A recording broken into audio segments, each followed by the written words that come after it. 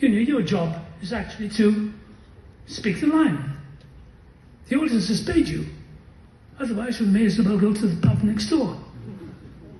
I said, you know, you can't work like that. I worked with an actor fairly recently, some years ago anyway, and I've never heard of him since. He's probably a good actor. They had this thing, he's going to be James Dean.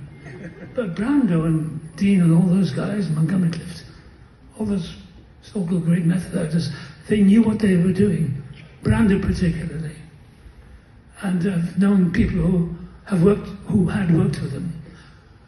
And then there's the other kind of actor at the back of it all, like Spencer Tracy, Humphrey Bogart, James Cagney, all those great American stars. They were superb technicians.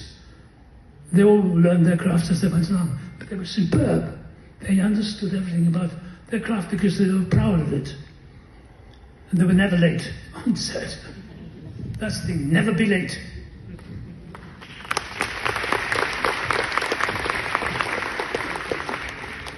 Which brings me, being on time is something that a lot of directors struggle with actors, to have them there on time, memorizing the line, everything.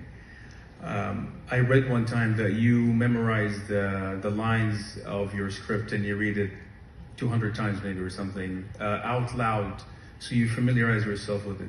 How do you prepare in general for the scripts? Well, when I was a young lad in the theatre, I think my insecurities...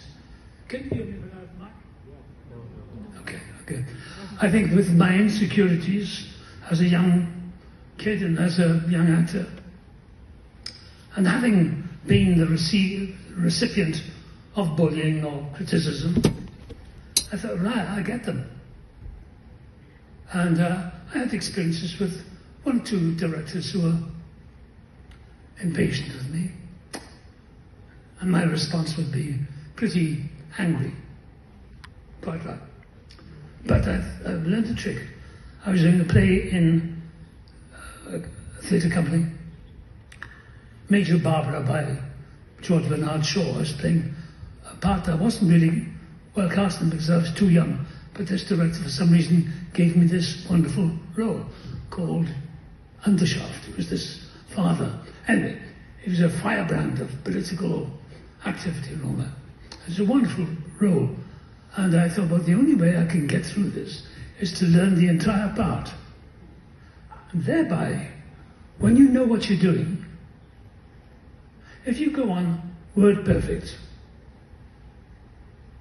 word perfect, if you can. It's not totally possible because the brain, has its own problems, it's got to link it all together. But if you go on with that intention to really hit the mark, really hit the beat, hit this, hit that, just hit the points wherever they are, even if they're wrong, you do it and no one will touch you. Because no one has the authority then to attack you, or they may want to, because you know your stuff. And it's the best trick I've ever learned. And I go over script, my role, literally hundreds of times, just so I could do to be or not to be. There is the question whether it is noble in the mind to suffer this thing. So I know it all. Once you know it all, then your brain and your body and your nervous system and your mind, everything about you is free to flow with it. And I remember that's how I did it. That's how that's the reason I'm here. The fundamental technique is know what you do. If you asked, Vladimir Horowitz, he said in an interview, and this is remarkable, he said in an interview with a BBC guy, so you play every perfect note, no mistakes. No, I'm human. But your technique, I'm human, I make mistakes. But when I'm on stage, I'm king. That sounds like vanity, but when you're on stage, or in whatever we do in life, actors, you have to access that part of yourself, which is, I'm king.